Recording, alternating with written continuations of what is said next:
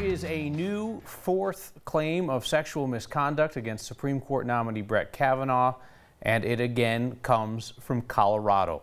This latest claim is entirely anonymous, and Kavanaugh strongly denied it when asked privately about it by the Senate Judiciary Committee. Kavanaugh said, quote, "This is crazy town," and said it's ridiculous. Total Twilight Zone. Even with the stack of uncorroborated allegations against Judge Kavanaugh, this latest accusation out of Colorado has the flimsiest sourcing yet.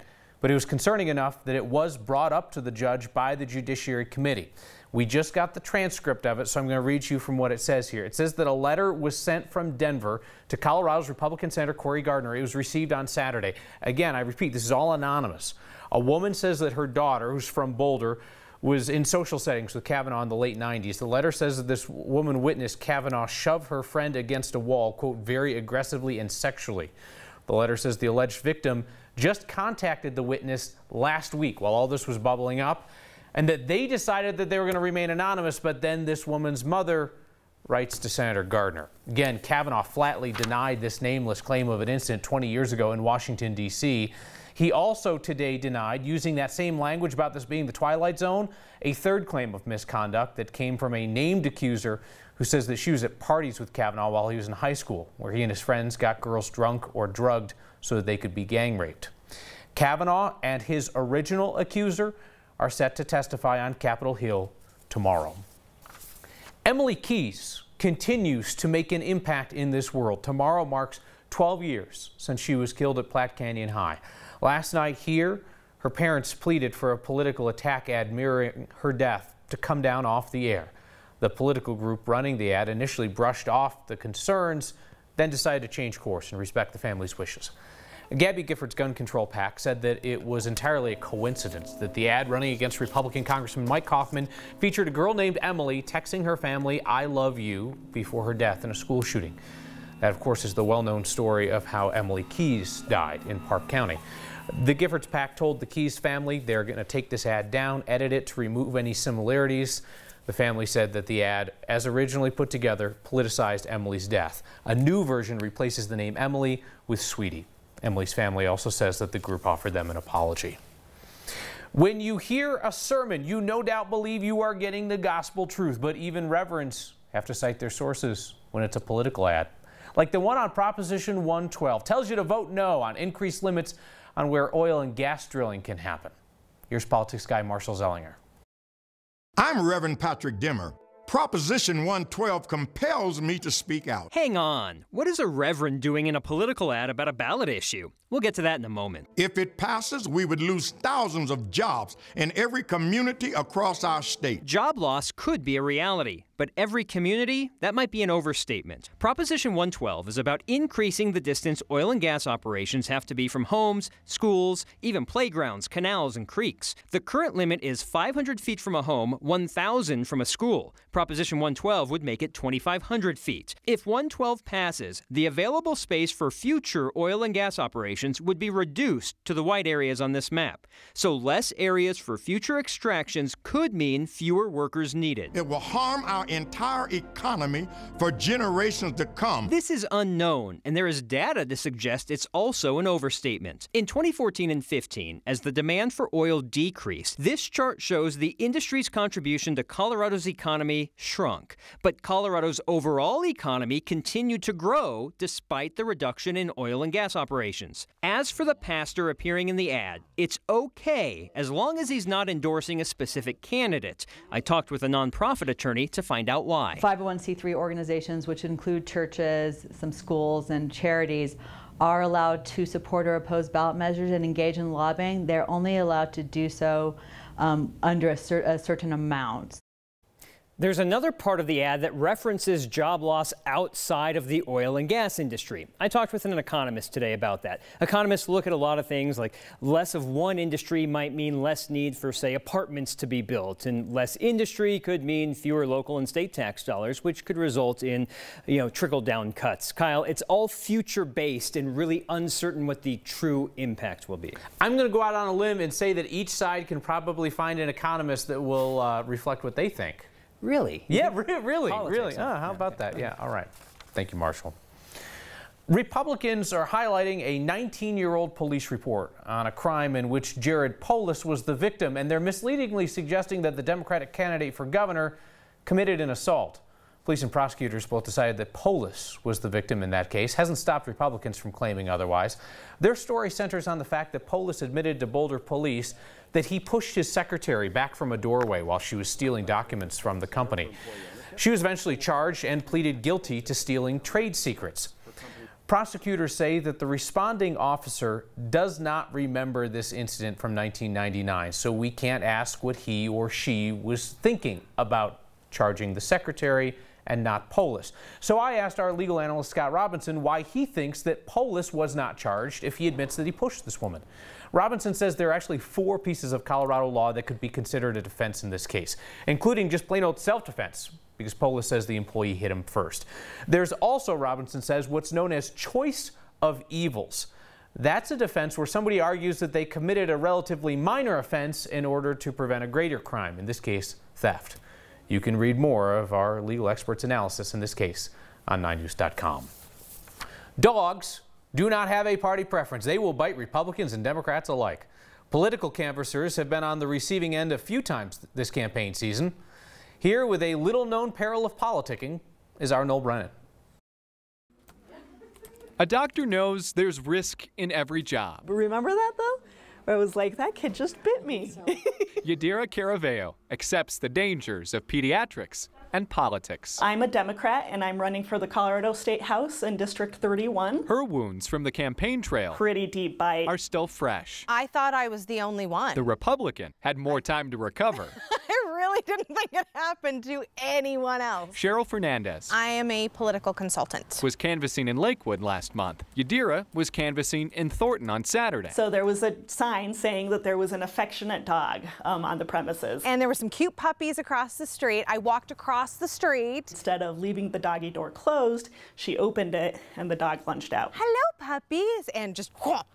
So, right here on my hand. He got me here a couple times, probably upper and lower jaw there. Looked like literally there was like a grapefruit or alien growing out of my hand. Cheryl went to the ER. But it's fine now.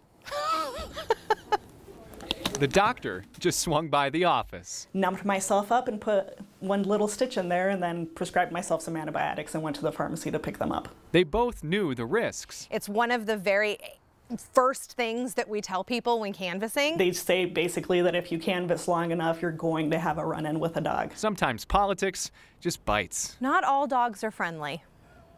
So we reached out to Animal Control in Denver. They say they don't track specific cases of canvassers getting bitten by dogs. No surprise there, really. But we did confirm a case in Conifer from earlier this month. And important to point out, Kyle, Yadira and Cheryl talked to them. They didn't want to get those dog owners in trouble, but they did ask for their votes. It's a sympathetic case to make at that point. Definitely. Hey, your dog bit me and all I request is a vote. Right. All right, Noel, thank you. Let's return for a moment to the national furor over the Supreme Court nomination and all the anticipation and talk about tomorrow's televised hearing. Our Steve Steger has some thoughts on that. All eyes will be on a hearing room in Washington tomorrow, and they should be. The testimony of both Christine Blasey Ford and Judge Brett Kavanaugh should be heard. The accusations are serious. The implications will literally last a lifetime. But make no mistake, what is said in that room tomorrow isn't meant for entertainment. Don't listen to anyone who calls it must-see TV. Tells you to grab the popcorn. I've heard that once or twice this week. Tomorrow, we're going to hear a woman tell a story about how she was sexually assaulted, how someone held her down and covered her mouth so she couldn't scream. You're going to hear an attorney grill that woman about one of the worst moments of her life, all aired out on national television. That's not entertainment.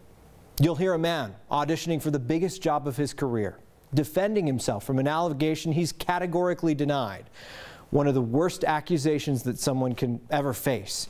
He'll defend himself in front of a national audience. That's not entertainment.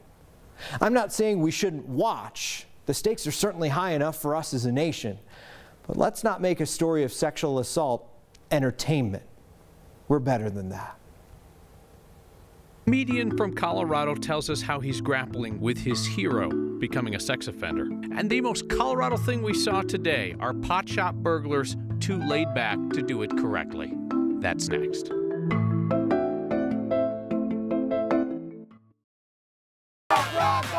We bring the thunder. Bronco fans are the best. This is Bronco country. Got the best fans. Broncos fans will always stay loyal. Denver till we die. Broncos, Chiefs, Monday on Channel 20. Weeknights on MeTV. Watch MASH at 6, Andy at 7, and Gomer Pyle at 8. You can find MeTV on Broadcast Channel 20.2 and on these and other providers. Latina for me means family. Being Latino to me means having pride in my heritage. It means being part of a community where you're never alone. Being Latina is being strong and independent. Being Latino is really everything to me. It's who I am. Being Latina to me means that I can achieve whatever I want. What Latina means to me is being bold. It's being creative, innovative, resourceful. Being Latina means celebrating life in a unique way. I've been going to schools and talking about weather, science, and meteorology for decades now. It's about teaching a process of thinking, about being rational. Great thing about working with young students is they're so eager for new knowledge and new experiences, and they truly want to know the nuts and bolts of how things work. It is very exciting to see the expressions and the excitement and the enthusiasm just for pure knowledge. It's a lot of fun. I'm former Major League pitcher Tommy John. You may know me from the elbow surgery that bears my name. But with Lou Gehrig's disease, there is no comeback. It robs you of the ability to walk, talk, and even blink an eye before it takes your life.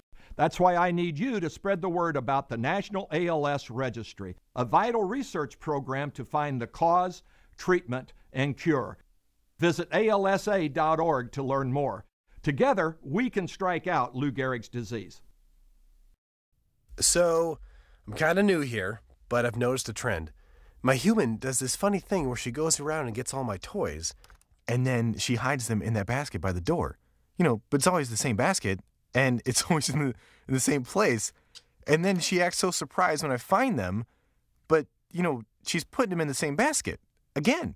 It's like, hello, that's where you put it last time. You were the worst at hide and go seek. I think Coloradans just have a great sense of fairness about what's right and wrong. If they feel like they see something that isn't right, we want to hear about it. Sam Adams, the well-known comedian in Denver, is struggling with something very unfunny these days: the fall of his idol, Bill Cosby. Manager walking me to the dressing room, and when I got in the room, I just froze. And but once I thawed, he started giving me a lesson, and I mean, I still keep the papers, you know, from that meeting, you know. And I also saw a side of him that I never thought I would see. You know, I saw him angry when talking about other comedians that he didn't like their style. I saw him be disrespectful to a lady who was working for the staff there. It twisted my view of him. I thought, you know, like, really? And that sort of reminded me that, you know, people, you see him on TV is one thing. Initially, before that list began to grow, there was hero denial. You know, this is my hero. He couldn't have done this. There's no way I could just look at his side. You know, all I could think about was the women who came forward. And, you know, as much as I adore Bill Cosby, as much as I idolize the comedian, to do those things that he's been accused of doing, in no way can I just can't feel sorrow and pity for him.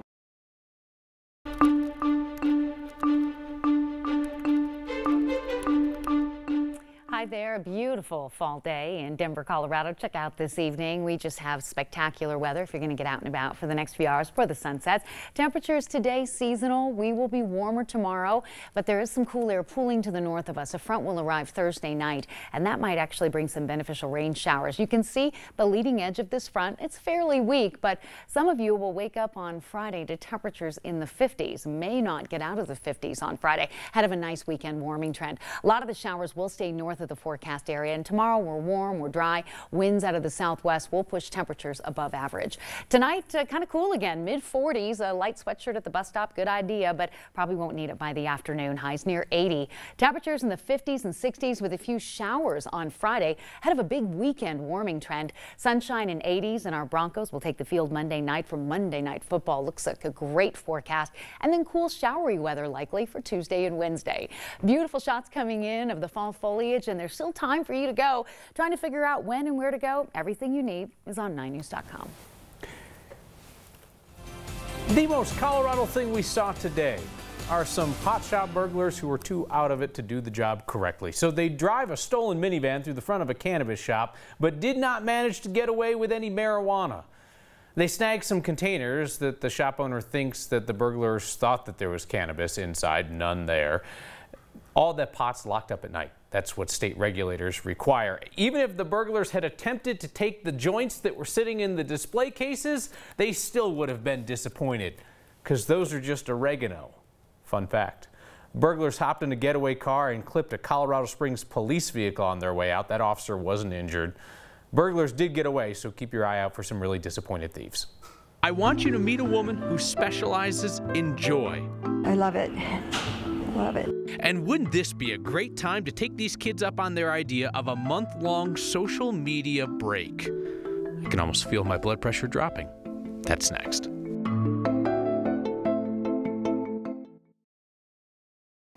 Pete. Just being here is something rare. No.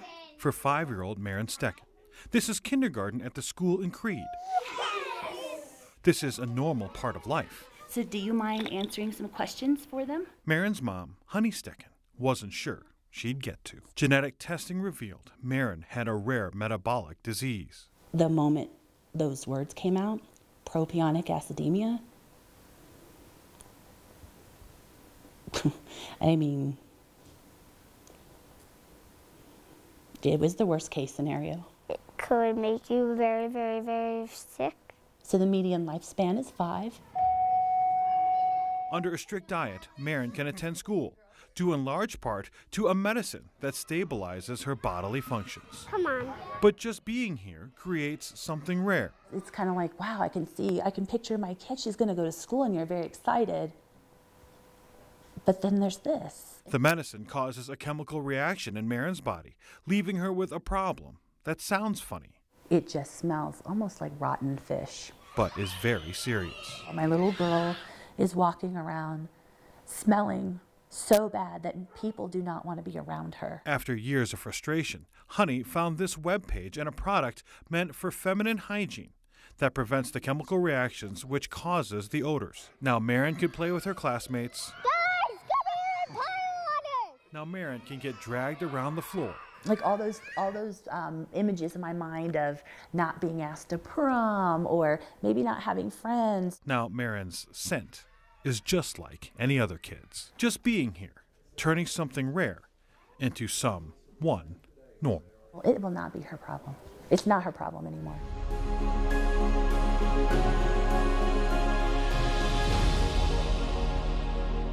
We've got a big problem, and we need your help.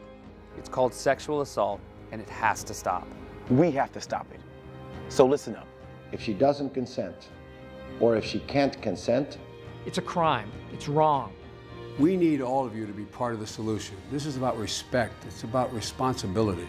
It's up to all of us to put an end to sexual assault. And that starts with you. Because one is too many. It's flu season. Protect your family. Find a 9 Health fair near you and get a voucher for a free, convenient flu shot. You can also donate to provide a flu shot for a neighbor in need. Help your community stay healthy. For details, go to 9healthfair.org. Hospitals have been using music as medicine for a long time. Our photojournalist Mike Grady introduces us to a woman who uses the piano to mend her own broken heart and whatever else others need healing. I do my best, okay. I hear a song and begin to work on it, and sometimes it works and sometimes it doesn't, but I find it a challenge. We're at Medical Center of Aurora. My name is Alda Metzger. I've been asked to play the piano as a volunteer. I'm 81. I came in 1955 to go to school at Boulder. I met my husband. Our lives were together. My husband was in the hospital a lot, and I saw the need for something other than just routine. Parkinson's disease is what took him finally. I just didn't know any other life than to be with my husband. At that point, my children encouraged me to begin to volunteer. I didn't think I could do it, but I did it once and I loved it, and it's been, ever since, it's been building, and it's my life now. I love it. I see people who come and sometimes they even sing with me when I play. I hope and pray that it's bringing calm and comfort and getting their mind off of what's going on with their health situation and their family. Sure, I have 8 grandchildren and 8 great-grandchildren. I love to be with them, but I think they're happy that I'm busy as I am. It's giving me a purpose to help where I could have felt the need of this when I was with my husband in the hospital. I think it would have been wonderful to have had somebody playing that piano. Medical Center of Aurora has all kinds of volunteers. They got therapy dogs and their handlers, clear across to seamstresses who come in and help patients mend their clothes. So if you have a talent and the heart to help, they can put you to work. You can find details in this story on 9news.com. Stop posting stories, start living stories. That's the new motto for Offline October. It's a movement created by a group of kids who are sick of using social media all the time, just checking their phones again and again. They think that setting it aside for a time will bring people together. We mentioned Offline October last year, and this year, the group of kids is at it again. They're hoping that more people will join in this second season. So far, they have pledges from students at 61 schools across 16 states and 4 countries. U.S., Canada, Switzerland, United Kingdom. And all of it started right here in Colorado. If you are interested in the pledge, a month offline, could you imagine? Go to the next section of 9news.com because you're not going to be able to do it next month. You have raised some serious and important questions about why we reported the latest allegation against Judge Kavanaugh, and I will answer them next.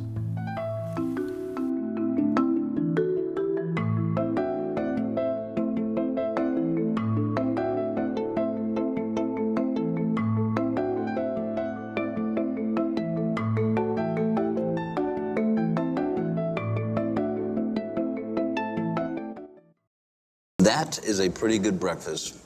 You're not even eating. Not hungry. No? Why not? What's up? Kath and I knew that Jenny'd been partying a bit. Found out she tried heroin.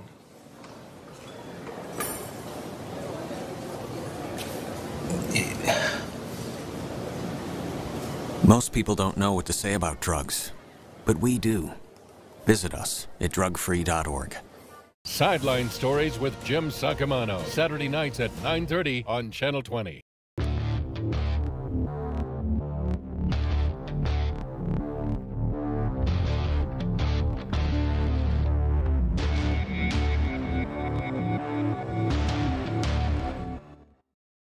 Okay, no problem. Everybody follow me. Get ready for a gnarly ride. This dude rips. I'm Jacques Houot. They call me Frenchie. I am 41 years old, each leg, equal 82. 82 years old. Jacques keeps moving. Sure, he can ride, but his charisma is what got the attention of Carbondale filmmaker Michelle Smith. Oh, I love Michelle. Too bad she's married. 5 Point Film Festival's Night of Stoke is the kind of evening you rock Chacos instead of heels. Jacques, the love of your life. Michelle, and Jacques' new friend are in the house for a screening of Michelle's film, The Frenchie, a tale too big for one person to tell. You know, you meet somebody like that, and it's like, I'm not afraid to get old. For that, I'm glad I motivate people to keep moving.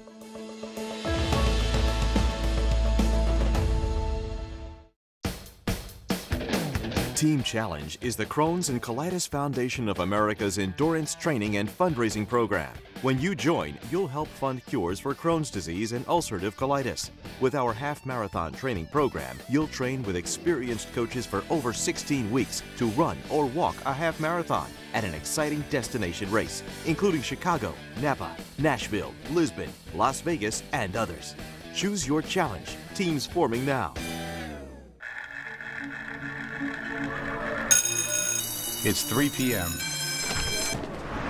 For 50 million kids across America, school's out. And for a third of these kids, they're out on their own. Out with nowhere to go and nothing to do. But every afternoon is a chance to change America's future.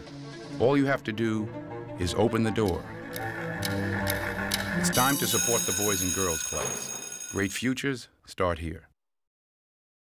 A couple of you sending us feedback tonight that you were upset that we mentioned that Judge Kavanaugh was asked about an anonymous accusation, which was sent in a letter out of Denver to our Republican Senator Cory Gardner. Consuelo writes, kind of like you, Kyle, this is not news. No names, address, anything. Stop reporting this like it's a credible allegation. Consuelo, we did not report it like it was a credible allegation. What we did is we told you that it was an anonymous allegation that Senate Republicans on the Judiciary Committee chose to bring up to Judge Kavanaugh to allow him the opportunity to respond. He may be questioned about it in public tomorrow. The last thing that I want is for you to be watching the national news and hear about something from Colorado and think that we didn't tell you about it. It's anonymous. You can put as much or as little stock in that as you want. We'll see you next time.